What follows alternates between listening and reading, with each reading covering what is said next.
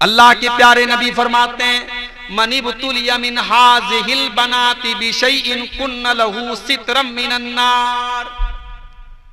जिसको अल्लाह ताला बेटी दे करके उसका इम्तिहान ले, उसके घर में बेटी पैदा हो गई, अब अल्लाह ताला इम्तिहान ले रहा है, और जो इस इम्तिहान में खरा उतर जाए, अपनी बेटी की सही परवरिश करे, बेटी को सही तालीम दे, कुन्न लहू सित्रम मिनन नार, वो बेटियां अपने माँ बाप को जहन्नम की आग से बचाने का काम करेंगी। वो बेटियां कल क़यामत के दिन अपने माँ बाप को जहन्नम की आग से बचाएंगी।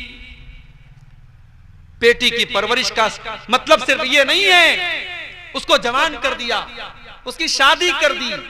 बेटी की परवरिश में एक चीज ये भी शामिल है कि उसे बचपन से शर्म व हया सिखाई जाए, उसे दीन सिखाया जाए, उसे बताया जाए कि एक मुसलमान औरत कैसी होती है। हमारे एक दोस्त हैं, इलाहाबाद के रहने वाले हैं, सऊदी अरब में बेचारे काम करते हैं, रियाज में रहते हैं। उनकी 11 साल की लड़की है। अभी कल उनका फोन आया था, एक बात उन्होंने बताई, बड़ी अच्छी बात बताई, और मैं इसीलिए इस बात को यहां नकल भी कर रहा हूं। उन्होंने कहा, शेख साहब मेरी एक आदत है, मैं डेली रोजाना अपने बच्चों को फोन करता हूं और बस 15 मिनट ही सही मैं उनको दीन की बातें बताता हूं, उनको सहाबा की बातें बताता हूं, उनको कुरान की बातें बताता हूं, उनको हदीस की बातें बताता हूं। अपने दोस्त की ये बात सुनकर मेरी आंखें छलक गई कि एक बाप सऊदी अरब में रहता है, अपनी औलाद से सैकड़ों किलोमीटर दूर रहता है, मगर औलाद की दीनी तरबियत की इतनी फिक्र है कि डेली वो अपने बच्चों को दीनी तालीम के लिए टाइम निकालता है, उनको सिखाने के लिए, उसको समझाने के लिए। आज हम अपने बच्चों के साथ अपने घर में रहते हैं, मगर अपने बच्चों को हम टाइम नहीं देते मेरे भाई, अपने बच्चों को दीन की बातें नहीं बताते, अपनी लड़कियों को हम हया की तालीम नहीं देते, अपनी लड़कियों को अम्मा आयशा के बारे में नहीं बताते, अपनी बेटियों को हजरत फातिमा के बारे में नहीं बताते। औलाद के ऊपर हम इतना खर्च करते हैं, इतनी मेहनत करते हैं।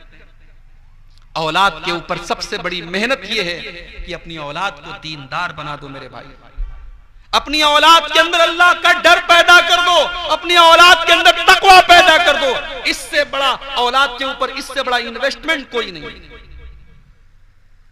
अगर आपने अपनी औलाद को कोई दुआ सिखा दी, आप तो दुनिया से चले जाएंगे, आपकी औलाद जब तक जिंदा है और जब तक उस दुआ को पढ़ती रहेगी, आपको सवाब उसका मिलता रहेगा। आपने बचपन में अपने बच्चे को वजू बनाने का तरीका सिखा दिया, आपने अपनी बच्ची को नमाज पढ़ने का तरीका सिखा दिया, जब तक वो बच्चा वजू कर रहा है, वो बुढ़ा भी हो जाएगा, 70 साल का हो जाएगा, उसका सवाब उसके माँ बाप को मिलता रहेगा।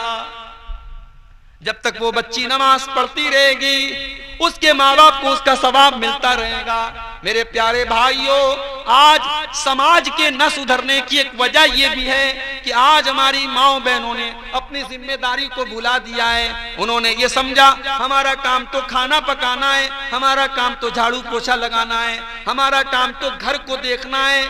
नहीं नहीं, आपका काम तो घर के माहौल को दीनदार बनाना है, आपका काम तो घर के अंदर कुरान और सुन्नत की रोशनी को चमकाना है, आपका काम तो एक अच्छे बेटे को जन्म देना है, एक अच्छी बेटी को जन्म देना है, एक अच्छे समाज को बनाना है।